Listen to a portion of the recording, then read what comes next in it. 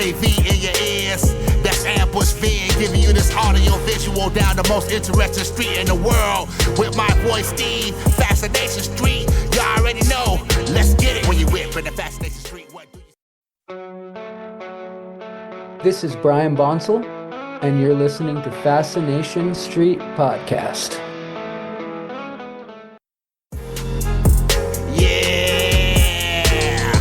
AV in your ears, that's Ambush Being, giving you this audio visual down the most interesting street in the world. With my boy Steve, Fascination Street, you already know, let's get it. When you whip in the Fascination Street, what do you... Welcome back, Streetwalkers. This episode is with Brian Bonsall. You know Brian from a bunch of stuff. When he was much younger, like starting at 3, he was an actor in things you know. He was in 81 episodes of Family Ties. He was Andy, the little brother that they added in like season 4 or whatever. So he was in Family Ties. He did a bunch of Star Trek The Next Generation episodes. He played Worf's son, Alexander.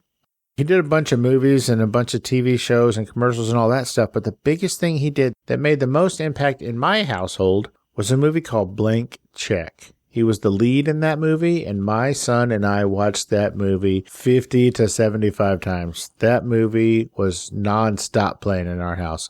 It's such a good movie. After that, Brian basically retired from acting when he was like 14 or whatever. And, you know, he went to school and then he got into punk rock music. Brian has been a part of several bands, including Bootjack Bons, Sunset Silhouette, as well as, get this, the Ataris. That's right. Brian has been playing with and touring with the Ataris for several years now, and it seems like a match made in heaven. But also, Brian has a new band called Lights in the Sky. In this episode, we talk a little bit about his growing up as an actor and how it started, how it went, what made him stop doing it.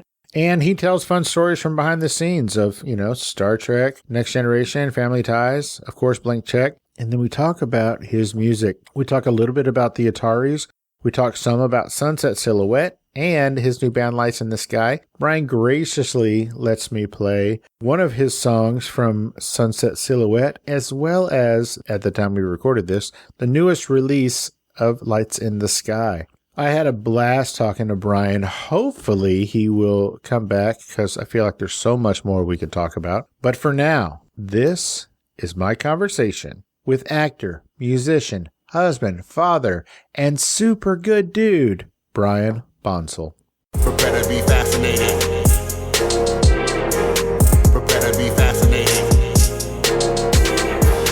Prepare to be fascinated. Hi, Steve. What is up, my man? How are you doing?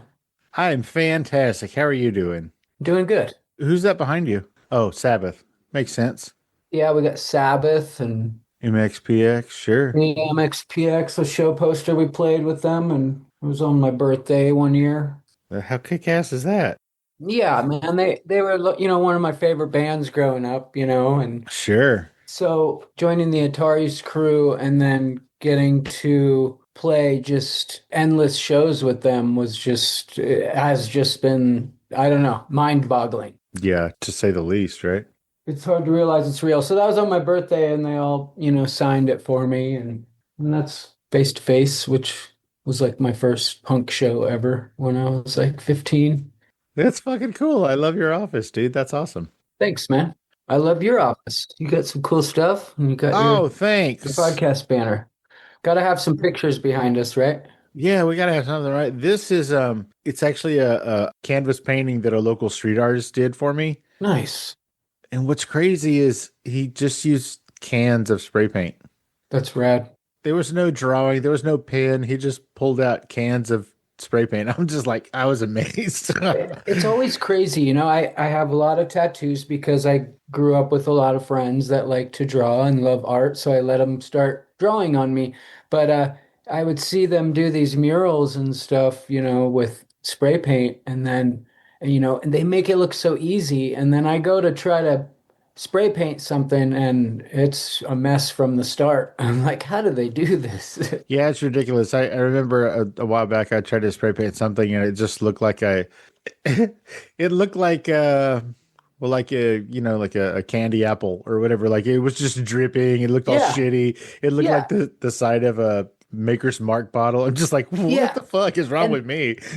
they'll make it drip when they want it to, and then other Sure. times it's a clean line, and you're like, how do you It is do that? amazing. And I'd never seen it before, but he just kept taking off these different tips for the spray can. I was like, I didn't even know that was a thing. Yeah, It's wild. It's crazy shits. Are you ready? I am ready. Welcome to Fascination Street Podcast, Brian Bonsall. How you doing today, man? I'm doing great. How are you? Thanks for having me, buddy. It is 100% my pleasure. Ladies and gentlemen, you know Brian Bonsall from everything.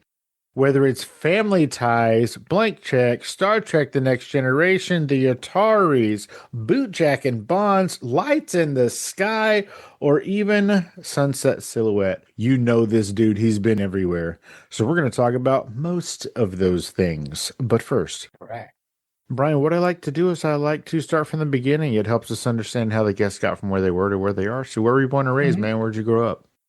I grew up in California. I was born in Torrance, and then we moved up north to Fremont, me and my mom and my dad and my sister.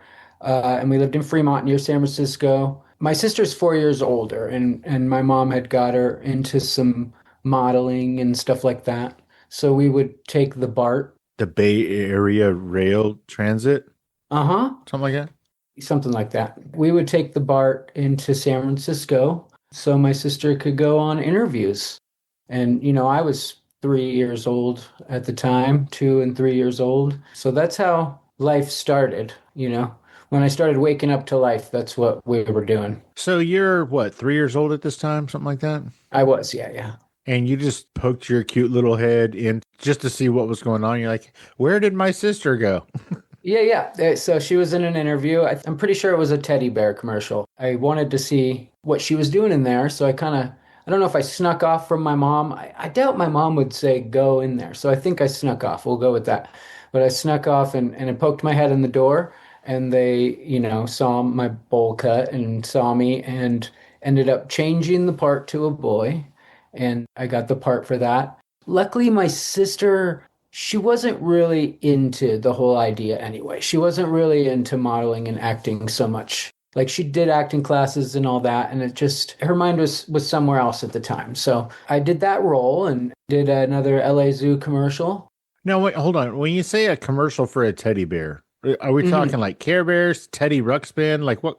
It was something like that, but it was neither. I think it was whichever one had the like little heart on its chest from my memory, but that's something I should figure out and where that commercial is. There's a lot of stuff, little stuff that I did over the years when I was young, really young, that I don't know where it ended up. There was no YouTube. There was no, Yeah. who knows? Yeah, there was no nothing. It might not end up anywhere. Like, I think that they don't even have the first Super Bowl on video. I think they like taped over it or something. like That's it's wild. and like the landing for NASA, like the moon landing or whatever. So yeah, there was no there was no internet. People were just like, this isn't important. So Yeah. who knows if you can even find that commercial, but it would be super rad if you did. It's crazy to think, though, that once it was taken off air or whatever it was, that it would just be gone. It is wild to think of, but Or is it in some warehouse, with reels of tape or what? Who knows? sure. Do you remember anything about the commercial? Like, were you in a hot air balloon or anything like that? I seem to think it was like in a kid's bedroom. I think there maybe was a couple kids and the parents come in and they're playing with a teddy bear. That's what I remember bits and pieces of. That's cool. Were you just as blonde at that time as you were like when we know you from? In Family Ties? Yeah. Were you just that blonde little kid? Yep, I was, yeah. That is the cutest. My hair changed. I mean, now it's, dark brown. Sure. It changed pretty quick. I mean, even in Blank Check at 12 and fatherhood, even 8, 9, 10 years old, my hair started getting a lot darker. Yeah. When I was a little kid, I was blonde like you were. Nice. Yeah, it was cool, but now I don't really, I'm bald, basically. It sucks.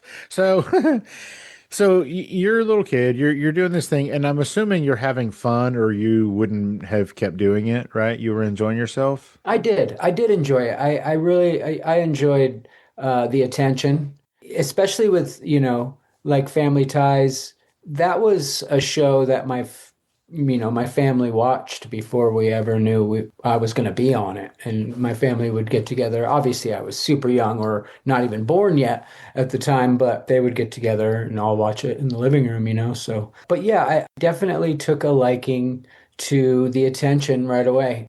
My mom was in theater a lot before she diverted her life to me in that journey. So I knew a lot of the show tunes. I was big on, Grease and all that stuff growing up. So my family would introduce me and I'd run out of my bedroom and, my grandpa would build a little stage for me to jump up on. And For real? yeah, That is so yeah, cute. it is fun. Yeah. Okay, so I know your mom, she did like, Jesus Christ Superstar and things like that, but was this Uh-huh. like a regional theater? Was she on Broadway? Like what kind of? It was both, and I don't know which ones were which, Sure, but it was both. Yeah. She did Grease and Jesus Christ Superstar, and I can't really sure. think of any others It off was, the it top of my was head, but before you were born, so that's cool. yeah. So she had some success in theater, and then she just chucked it all. She was like, you know what? I did that. Now I'm going to do this. Yeah, well, I mean, once I got the part for Family Ties, that was the only option. It was kind of life changing at that point.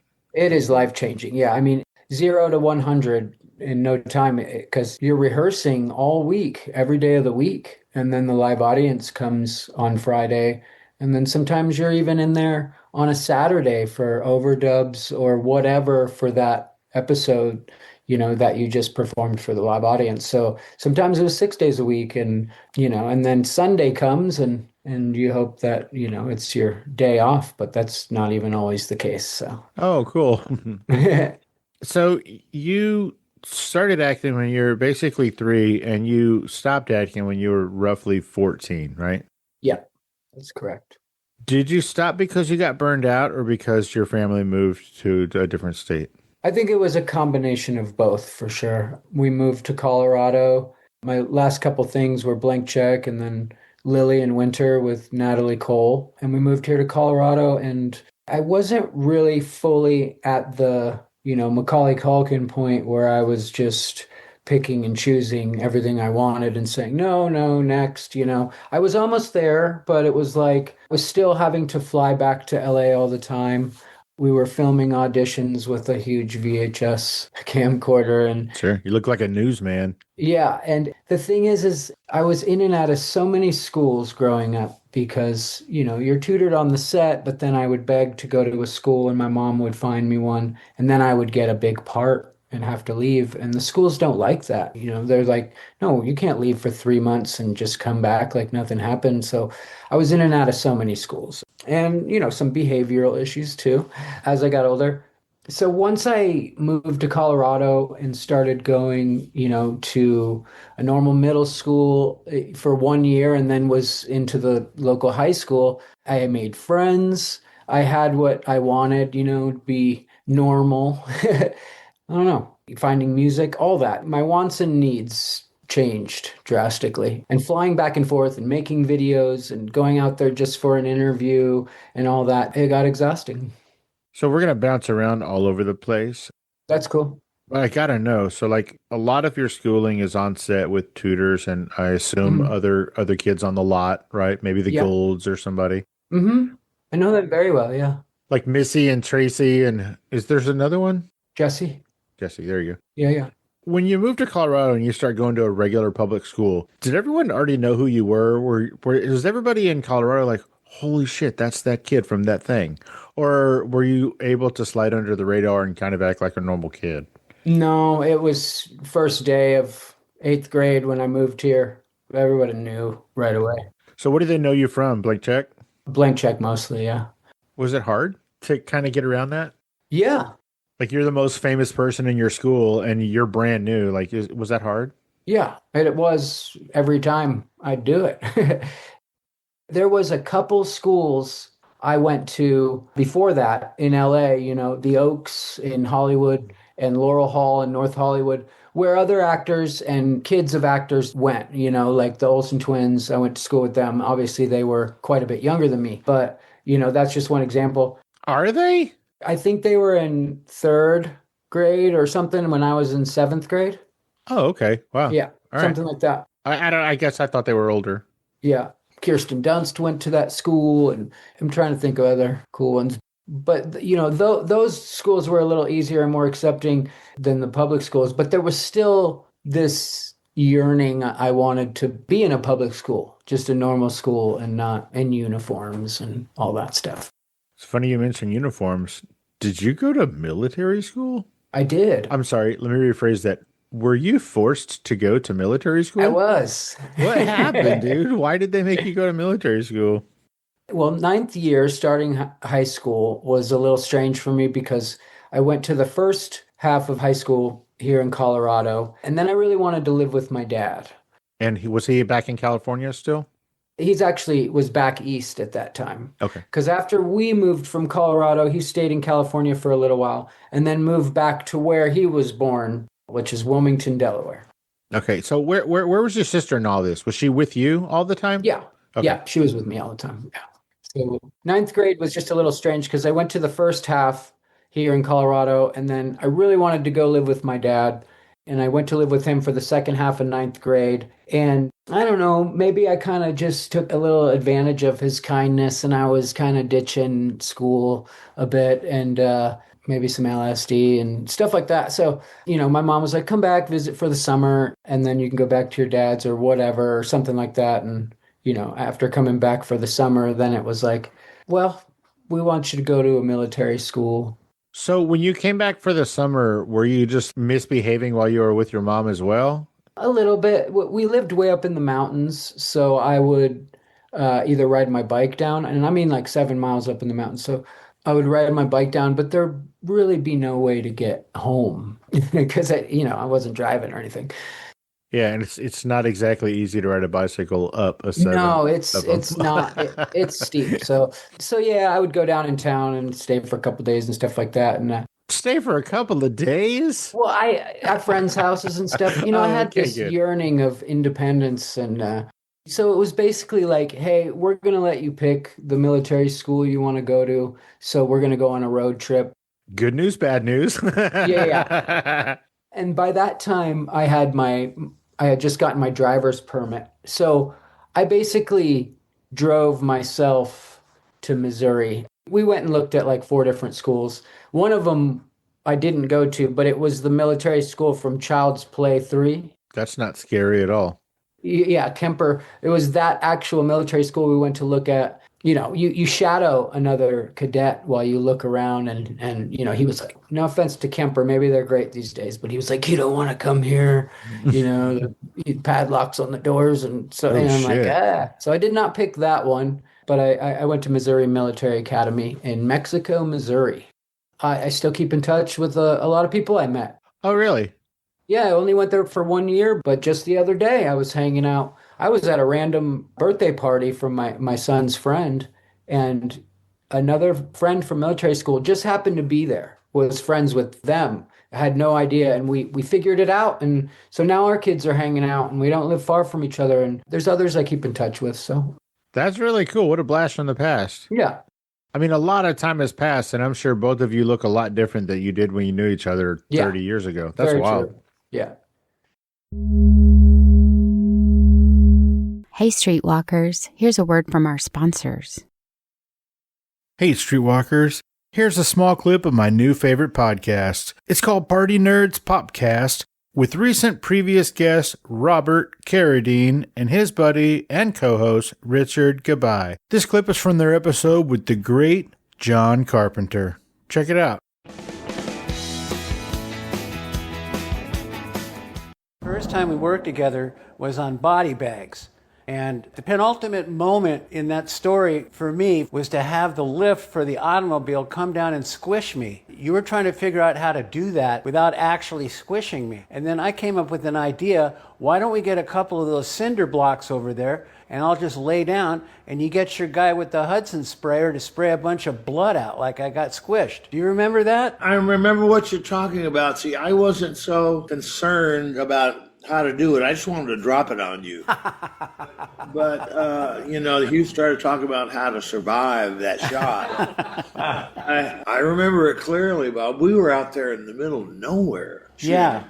Because it was supposedly a deserted gas station. Yeah, which it actually was. We built it, Bobby. Oh, I thought that was...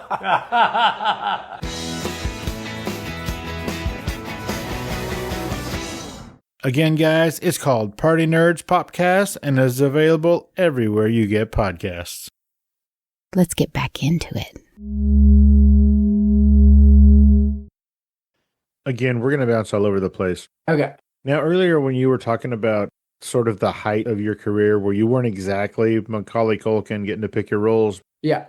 And I'm glad you brought up Macaulay Culkin. Mm-hmm. Little Birdie told me that the film series Home Alone came down to two actors, Macaulay Culkin and Brian Bonsall. Is that true? That is what I was told. That has been true my whole life. We would see each other at interviews, all those kids around that time. We all knew each other. I was closer with, Elijah would, come over and we'd dress up in army fatigues and play around the house. Me and Macaulay didn't get that close, but we would see each other at interviews. And I went to several Home Alone interviews, and each time it was just less and less kids until it was only a few of us. And so that was a close call. But he nailed that part. He was made for that part, and they made the right choice for sure. I agree. You would have done a fine job, but I mean, thank you. It was written for him. It seemed it was so good. He nailed it. Okay, that said, blank check.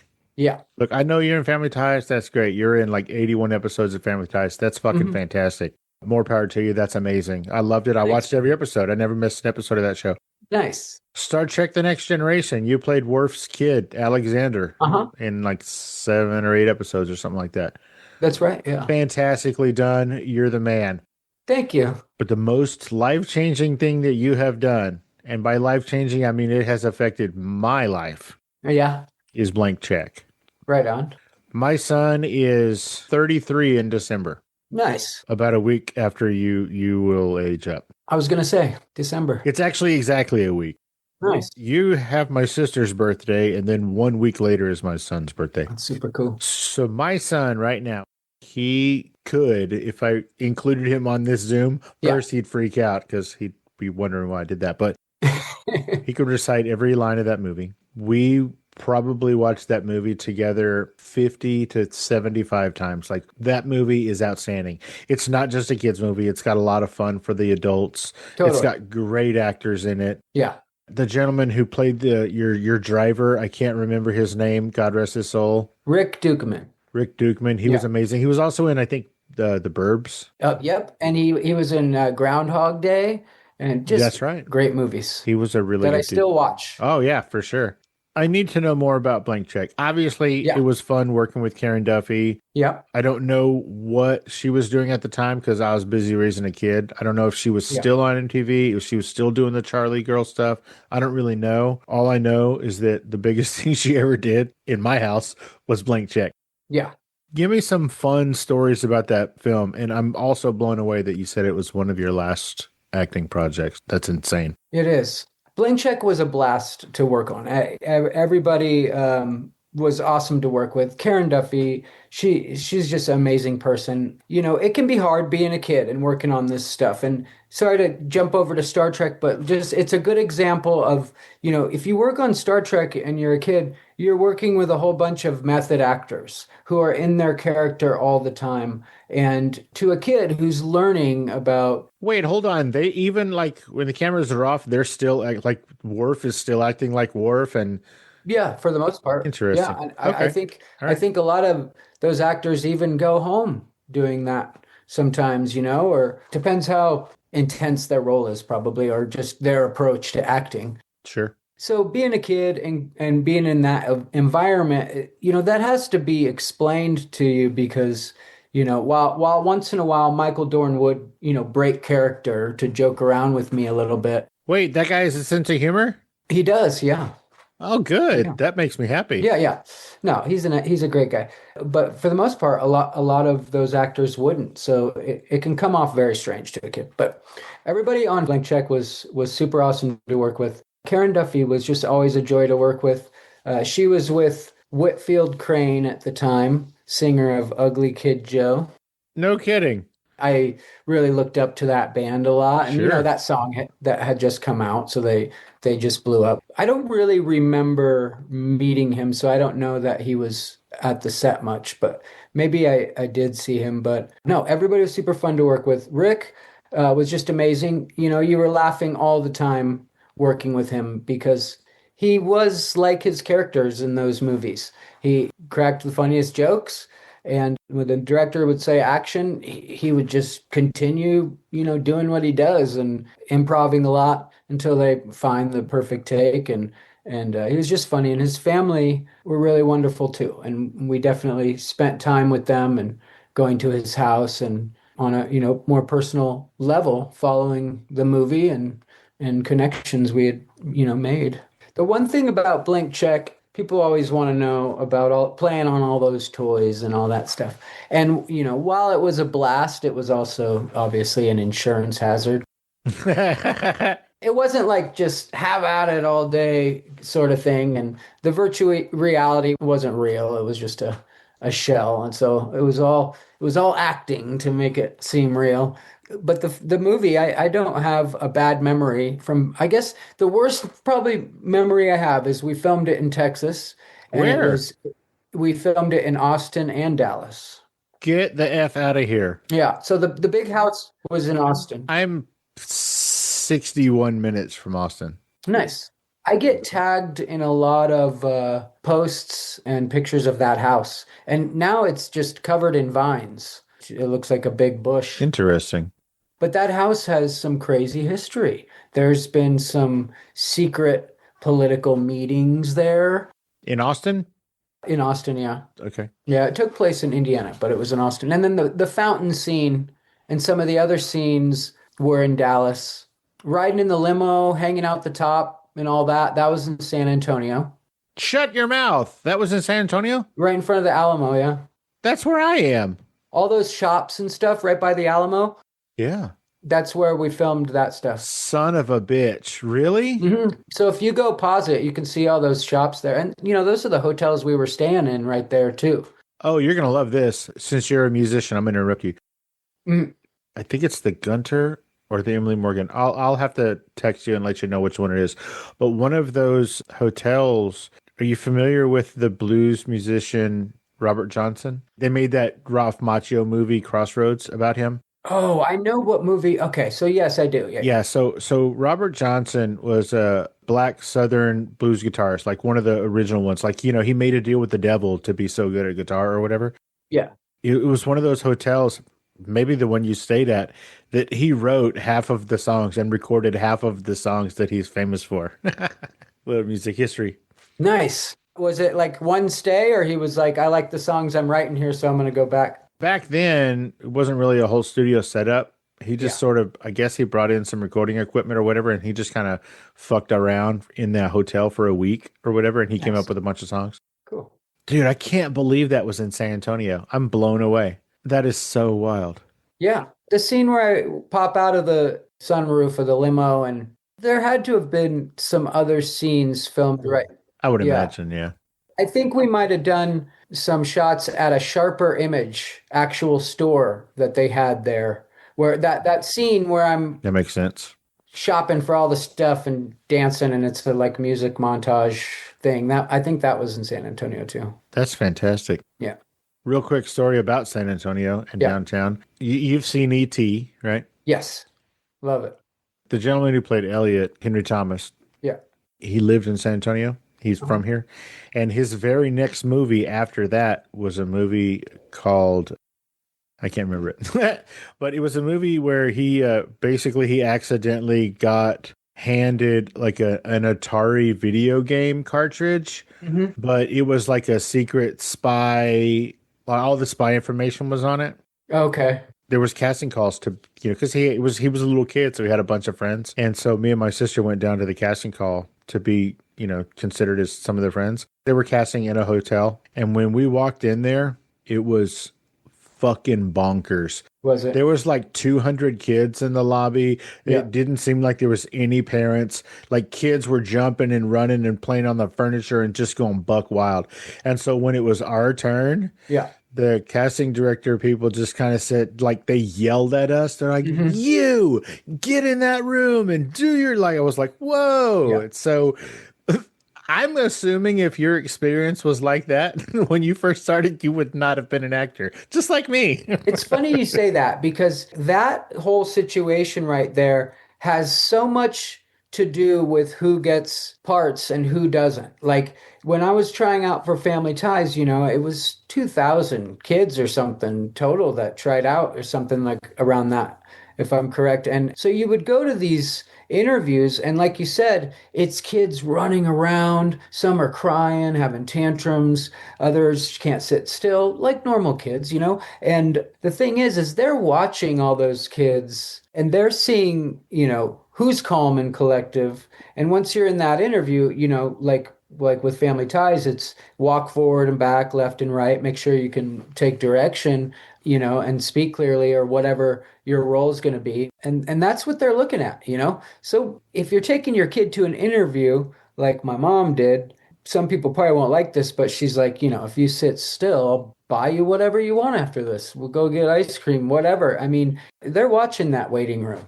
So all those kids having tantrums, running around, can't sit still, there's not a very good chance they're going to get that part. That makes sense. Yeah. I had never really been around a bunch of kids like that. They were just going crazy. So I was a little taken aback, like, how come they're not getting in trouble kind of a thing, Yeah. And then when I got yelled at to get into that room, I was like, why am I in trouble? Like it was, the whole thing put a bad taste in my mouth. But I'm glad that your mom bribed you with candy or whatever. Yeah. It worked out for all of us. You put all those kids together and expect them not to want to play and go wild. That's, exactly. That's yeah. hard. Especially, the whole event is, hey, you're going to try out to see if you're going to get to play. Like, you know what I mean? Because like little kids in movies and TV shows, essentially they're make-believing, right? Yeah. So you're going to take these kids to a thing. Okay, we're going to go to this thing. And then if you get to make-believe and then you walk in and there's 1,000 kids. So then you're going buck wild. Yeah. It's the perfect storm. It really is. Hey, streetwalkers, here's a word from our sponsors. Let's get back into it. In San Antonio, it wasn't here when you were here back then, but there's a shopping center. There is a little courtyard, sort of a play area for kids, and there's a splash pad that splashes kind of like the fountain from Blank Check. And every single time I go to that shopping center, whenever I see that fountain go off, it just takes me right back to that movie, to that scene with you and Karen just dancing. And that scene, both of your faces, is just pure joy. Like that scene warms my heart so much just because of the look on both of your faces. Yeah, it didn't look like you're acting. No, it was real. We had already been working together for months. We had already built, a friendship and playing around in those fountains and our clothes. Like it was actual fun.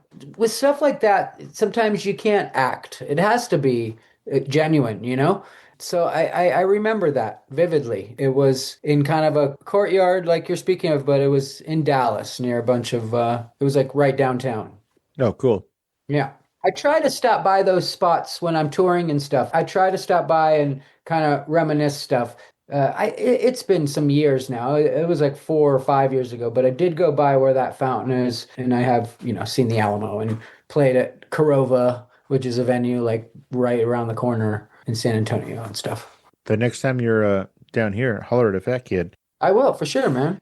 That movie I was talking about, that Henry Thomas movie that my sister and I tried out for, that was called Cloak and Dagger. It was 1984. It was a really, really good movie, like for its time. I've watched it a few times, but every time I watch it, I'm like, I wonder which one of those kids I was trying out for. I'm always just like, Yeah. I wonder. You'll never know. Yeah. Oh, real quick, before we talk about music, I want to talk about your wife. Uh-huh. I've been following you for a while on social media. Yeah. Every so often you would reference your wife or have a video with your wife or whatever. And your wife is super sweet. She follows me and we have chatted back and forth. She is just a doll. Cool. And Nice. I don't know for sure, but I'm going to assume that she did have a hand in getting you to say yes to this interview because I had reached out to her and we had talked about this and that and some other things. And then at a certain point, I was like, hey, I can't seem to get your husband's attention. Will you tell him that I said what's up? And she was like, well, he doesn't really do stuff like that, but I'll nudge him. So if you're listening, Courtney, I appreciate you. That's she might be in the other room. I don't know. This is one of the most fascinating things I've ever heard. And this is going to make me sound sexist. Your wife runs CNC machine shop? Uh-huh. What? She does. She runs a CNC machine. Yeah, she owns one, yeah.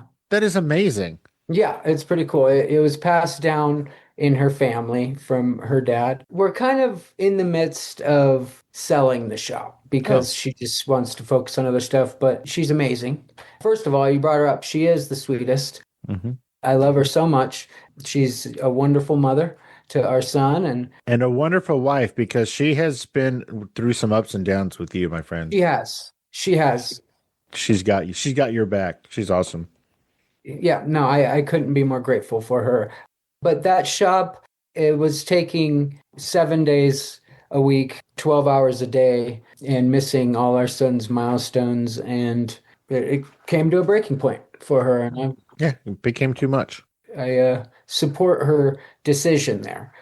As far as not getting back to you about the podcast, I do want to apologize. I don't want to be the guy who throws out a bunch of excuses, but I did do a big interview, that's on Hulu or HBO right now that was out there. So I just kind of wasn't doing anything. Was that for a documentary about kids who went wrong acting? Yeah. Yeah, I heard, I didn't watch it, but I heard an interview about that episode. Yeah. I don't know if it's because the people who I was listening to were idiots or if they didn't get the whole story on the documentary, but the people I was listening to were not very complimentary of the show itself. Oh. They were like, well, based on what they said, they assume, and I would assume that the rest of the people who watched that assume that you have zero relationship with either one of your parents because they took all your money. And I know that that's not true. No. So whatever that show was, I guess you were maybe... The show was called Hollywood Demons, and it basically, by each episode, we're just talking about crazy things that have happened in Hollywood and certain shows and Seventh Heaven and Power Rangers and just crazy things that happened on the set or crazy things that people did. And my episode more focused around child actors who went down a dark road of sorts. And, luckily my segment is a redemption story, whereas, a lot of others are still struggling in that regard. And I was happy with how it turned out, but we just unveiled a lot of stuff. And having had an impersonator for many years and a legit copied all my tattoos, is in prison for 207. Not an impersonator, a straight up identity thief. Yeah, no, it's a straight up, yeah. That shit's wild. Identity thief, among other things. So, having had that, just wasn't really doing any podcasts or any interviews or anything like that. I 100% understand, dude. And my wife Courtney's in that interview, and my son, I think they showed pictures and stuff. He was there when we did it, but they didn't interview him. But following doing that show, my wife Courtney, is last October, she had 2 heart attacks. Yes, she did. It changed our life greatly. I wasn't answering any messages. I was canceling shows with the Ataris, and other people were doing them. And yeah, I was following along. You were kind of on top of it with letting everybody know what's going on and how she was doing. And yeah, that was really cool of you to let us know. A lot of people were just, you can't thank them all, but we made a GoFundMe to help a little bit. I mean, as people know, medical bills and that whole world is mind-boggling. But thank you so much to anybody who helped us, reached out, sent positive vibes, anything. And it's weird to talk about this because later on today at 5 p.m., it's a year since that happened. Oh, wow. And we are going to the hospital, and all the surgeons and nurses who had a hand in saving her life are going to be there. And we're having a party for her and some dinner. And I'm already getting emotional. But anyway, I'm going to try to speak a little without bawling my eyes out. But yeah, so that's today. And I'm just so incredibly proud of her. And I love her so much. And it was the craziest, worst experience ever. And now she's just kicking butt. She's in physical therapy 3 times a week. She's back to doing everything she loves to do. Super, super grateful. She is amazing. What a wonderful story. Yeah. We're going to move on to some music things. All right. You started getting into music you were into music, but you really got into music when you moved to Colorado. That's true, yeah. Was it because of the friends that you made? It had a lot to do with it. Right off the bat in 8th grade, you don't realize this till later, but I was drawn to a certain lunch table because of band shirts and dyed hair and whatever. I was drawn to the punk rock crew that was at that middle school at the time. And I'm still friends with those people today. So I immediately found friends that I would be friends with for the next, about 30 years. So yeah, music definitely played a part in that. And there were a lot of kids getting into playing instruments, and there was no shortage of bands. Like once I got to high school, we had like several bands in our high school. So they would just let us use the gym, and we would throw shows, and we would set up shows around town. And there was this like 6 or 7 bands at my high school, all in the ska punk genre, basically. And we would just play shows all the time. And it was such a blast. Like looking back, it's so weird that there were so many bands. Like we'd be in jazz band class, and there would be a couple kids from each of all the bands, and we would, we're not playing jazz. Let's go, crank it up and distort our guitars and set up a show. And that's just what went down and became a lifestyle. I love it. Yeah. So I don't know where in the story is Sunset Silhouette. Yeah. When did that happen? I want to say Sunset Silhouette was when I took a little break from the Ataris to get married, and we had our son. That's when I did that because it was close to home and with friends close to home. So that was like 2018. So real recent. Yeah. I've had a whole bunch of local bands around here in Colorado, and they've all kind of been in the same circle of friends. And we just kind of switch out members. And my band now, Lights in the Sky here, we're all dads. We all live near each other. We get together and practice and write songs when it works for all of us. We just released one called Bad Dream. It's on Spotify and all that stuff. Some of my personal bands are on all the streaming services, but they're all on Bandcamp if you search my name on Bandcamp. But yeah, so Sunset Silhouette was about 2018 to 2020, 21. Yeah, like right after the pandemic started. The other guitar player moved to Boise, I think. That's not a real place. Yeah. and then the drummer had something else going on, and it just, some of these bands, it's just hobby stuff, but we play around. So Sunset Silhouette, it's safe to say, is no more? Yeah, it's no more. Oh, well, this is going to be a weird ask. Okay. But I'm going to do it anyway. Yeah. I've been jamming out to Sunset Silhouette for the last few days, and Cool. I was Nice. wondering if it would be possible for me to play Detour by Sunset Silhouette on here. Yeah, that'd be awesome. You can play whatever you want, man. Yeah. This is a crazy ask, but it's one of my favorite things. Yeah, Will you introduce it like you're a radio DJ? Yeah. Hey, I'm Brian Bonsall, and this song is called Detour from my band Sunset Silhouette.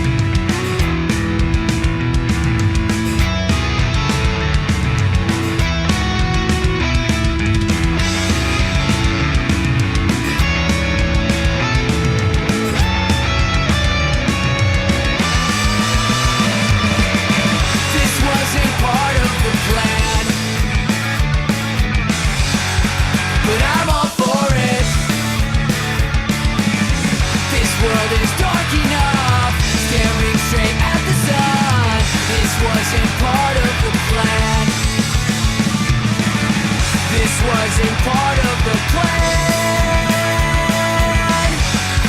But I'm all for it.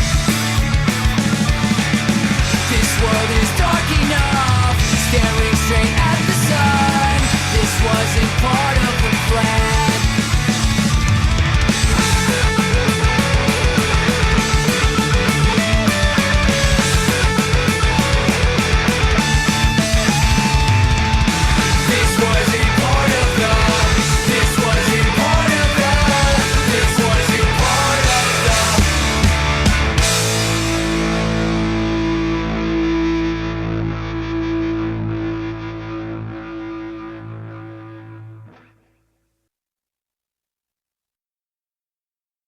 Kick ass. I love that so much.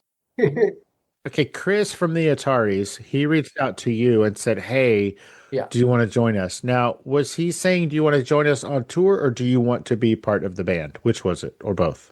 Well, I think it was more of a, do you want to do a tour with us?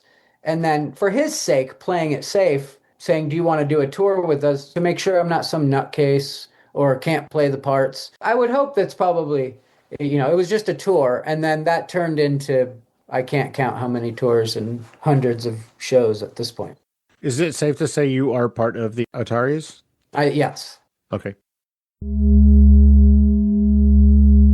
Hey, Streetwalkers, here's a word from our sponsors. Warning. Not listening to Fascination Street podcast may cause unexpected side effects. Side effects may include sudden fits of boredom, irrational curiosity about everything you missed, the inability to name your favorite podcast interview, spontaneous ignorance of obscure celebrity stories, talking to coworkers about nothing because you didn't hear the latest episode. Other symptoms may include excessive use of the phrase, wait, what happened? Chronic seriousness with no trace of laughter or delight, unexplainable urge to scroll aimlessly instead of being entertained. In rare cases, not listening may lead to wandering aimlessly through podcast apps, overexposure to true crime reruns, and thinking you're cooler than you actually are. If you find yourself experiencing any of these symptoms, stop what you're doing immediately and download Fascination Street Podcast. Ask your podcaster if Fascination Street Podcast is right for you. Spoiler alert, it is. Let's get back into it. How did he find you? What made him reach out? So basically, Bootjack Bons, which you mentioned, is just me and my buddy Eric, who's been in several of the bands we've had together. And it's just an acoustic duo, but we did a tour with two other bands back in 2015. And Chris kind of started liking the photos on our little band page. So just like out of nowhere, you're getting these likes. You're like, holy shit, it's Chris. Well, yeah, and it took me a while to figure that out because his name wasn't the same on Facebook. So it took me a while until I looked at a picture, But anyway, so I record a lot at the Blasting Room here in Colorado, in Fort Collins, and it's owned by the Descendants and Black Flag. I go there a lot. All my bands have a recording out of the Blasting Room, basically. And that's where the Ataris, have recorded some of their music or had it mastered or mixed or whatever. So many bands. I was there recording with my band Low Job, and he sent me a message and he said, hey, tell Jay. Just so that everybody understands, that was LOW. Correct. Okay. Like a low job. But yeah, I was there recording and he said, tell Jason. I said, hi, Jason Livermore. He's a Grammy Award winning, producer there. And so I said, I will. And then we had kind of been talking, so I felt comfortable, and I joked around and I took an Atari's plaque off the wall and I put up a plaque for my band. And I was like, I sent him a picture and I said, sorry, man, they ran out of room for you guys. And he had messaged me back and said he nearly, spit water or coffee all over his computer or whatever he was drinking. So that's when we kind of started talking. And then it was just one day I got a message from him. It said, hey, can I give you a call? And that was it. And I was like, yeah.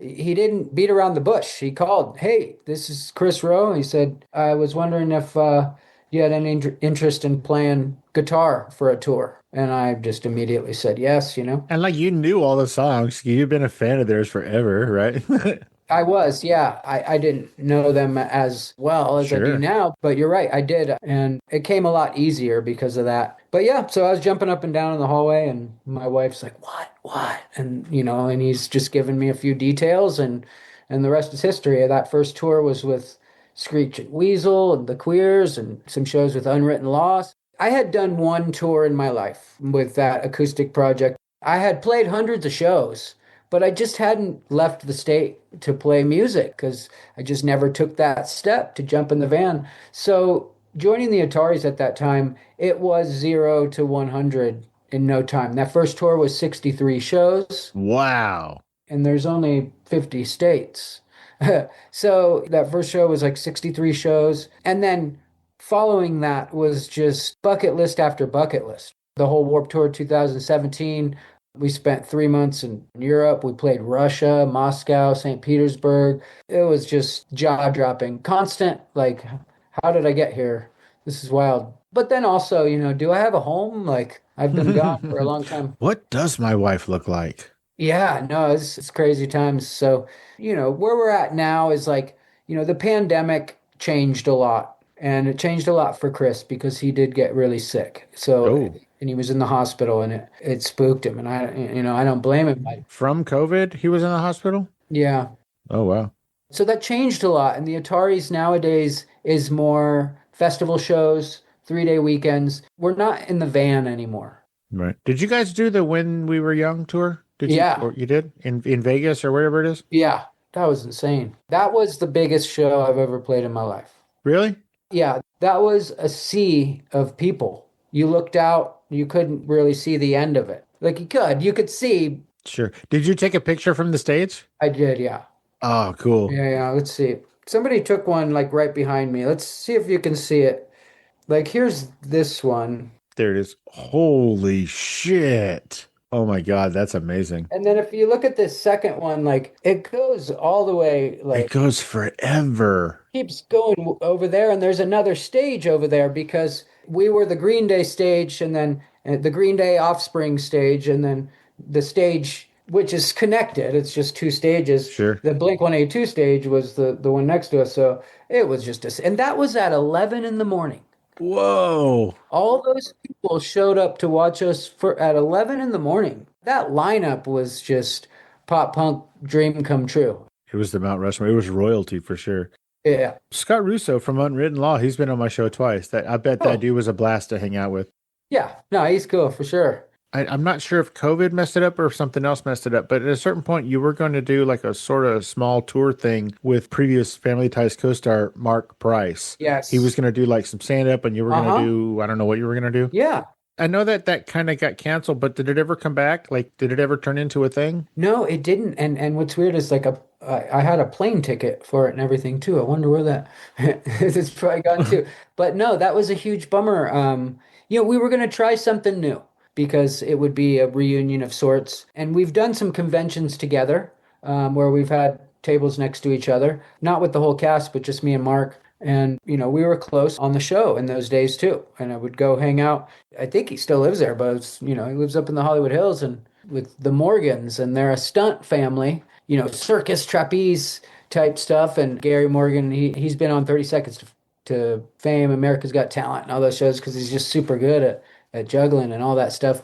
But yeah, I have a lot of fun with Mark, and I was looking forward to doing that. And then COVID, I think it was in Texas, and Abbott or whatever had all festivals and things canceled. Yeah, I think the first thing that the first festival that shut down was South by Southwest. Yeah, it's a bummer, man. We were going to try something new where kind of just showed up and bantered with them and then maybe played some acoustic guitar or done something. I was a little nervous, that's for sure, because it was just, it's weird to say it's new territory, but it's stand-up.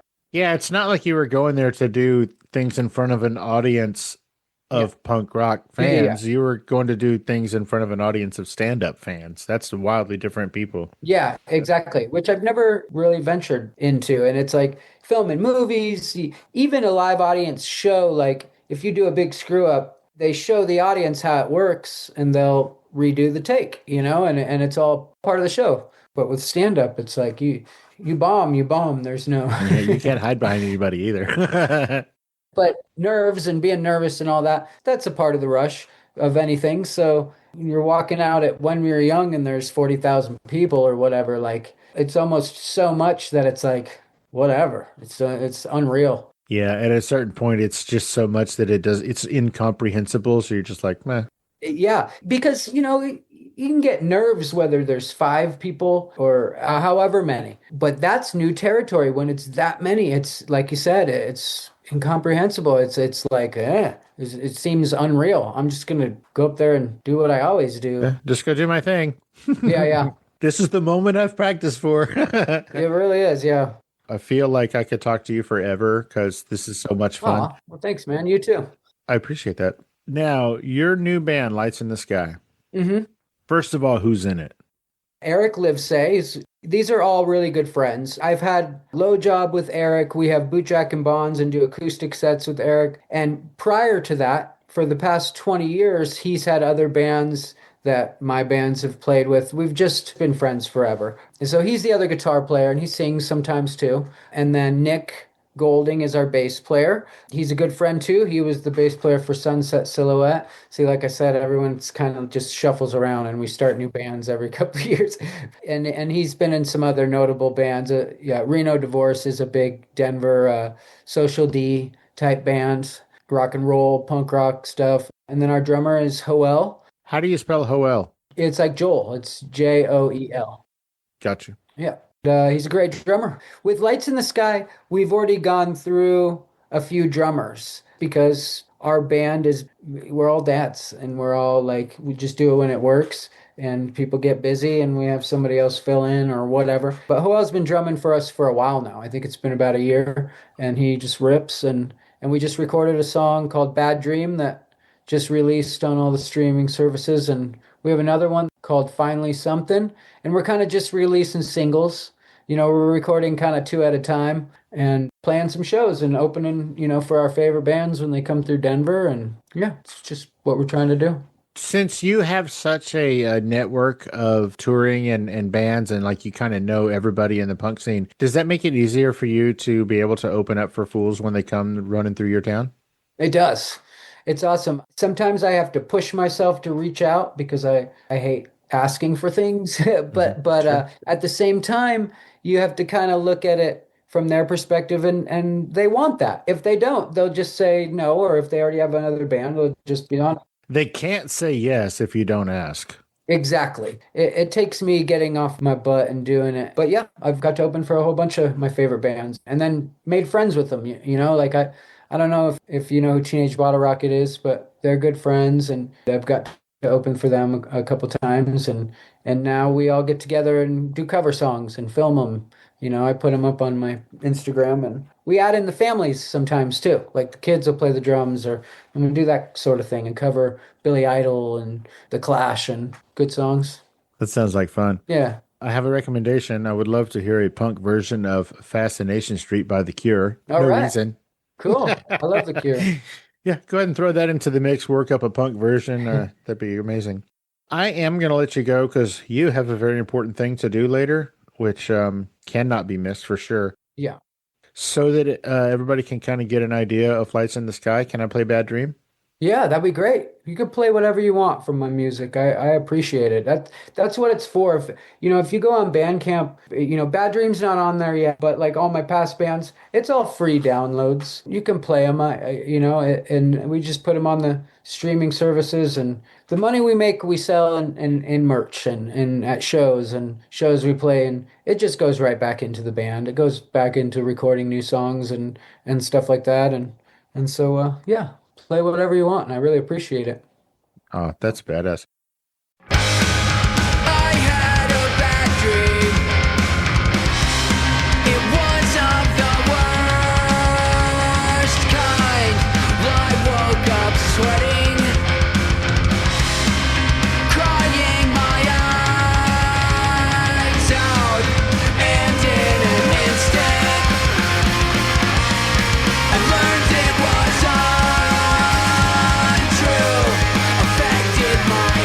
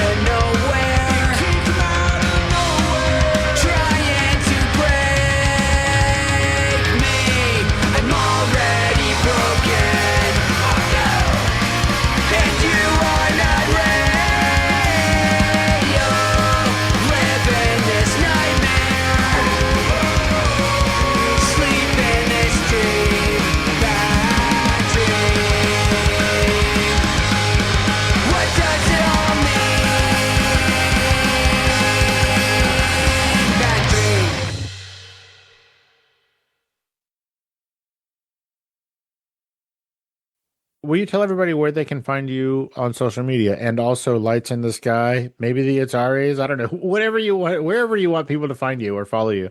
You could probably find most links on my Instagram. It's Mr. Brian Bonsall, because that weirdo took Brian Bonsall a long time ago back in the day. Well, now, we didn't talk about that guy because that guy's a piece of shit, but suffice it to say, everybody listening, this dude tried to be so much like Brian that he got tattoos like his, and then he committed a whole bunch of heinous and horrific crimes. Very true. And now he's serving like over 200 years in prison. It's wild, yeah. Yeah, so fuck that guy. Yeah, I'm sorry, fuck go ahead. that guy. Mr. Brian Bonsall on Instagram. I think it's official Brian Bonsall on Facebook. You can find links to all my music there. But yeah, the band's Lights in the Sky. That's what we're focusing on right now. And you can find the Ataris on Instagram too. And there's new Ataris music coming too. The new song is called Car Song, and it is up for a Grammy. So you're nominated for a Grammy right now? I am not. The Ataris is nominated for a Grammy. Gotcha. It's weird how it works that way. But I don't know if anybody knows, but Chris writes and records mostly all the instruments on Atari's records. He is the Atari. He's a real Trent Reznor. He's amazing. He's an amazing songwriter. Always loved that guy. I'm so grateful for the opportunities he's given me, and he just makes great music. And that new Car Song is amazing, and a bunch of the vinyl had his dad's actual ashes in the vinyl. Pressed into it.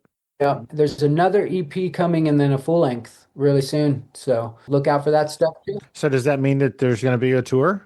Yeah, right now they're kind of doing an original lineup thing. And this stuff works great because after all that's happened with my wife and family, it's really nice to be home for the time being. But John Kalura is out there playing guitar. We kind of work together and figure out who's going to play what. But they do these original lineup reunions here and there. It can kind of get confusing to the fans sometimes. They're like, wait a minute, who is the Ataris? But I'm just grateful to do it, and it's a lot of fun. Well, it sounds like a blast. Well, thanks, Steve. I really appreciate you having me on. It was 100% my pleasure. Brian, thank you so much for taking the time out of your busy day and your punk rock kid raising, wife having, celebrating life, family time to hang out and let us get to know you a little bit better on Fascination Street, man. I really appreciate it. Thank you, Steve. Thanks for having me. Great show, and I can't wait to see it when it airs, and I'll check out some of the other interviews too. Some more of them. Sure. All right. Have a blast, dude. I'll keep in touch with you. Cool. But you have a great rest of your week, dude, and You tell too, Courtney buddy. I said hi and thank you. I will. Thank you. Absolutely. And congratulations on the 1 year for her. All right. Well, thank you so much, man. Yeah, she's kicking butt, and she just blows me away every day. She's amazing. Bye, buddy. Bye, buddy.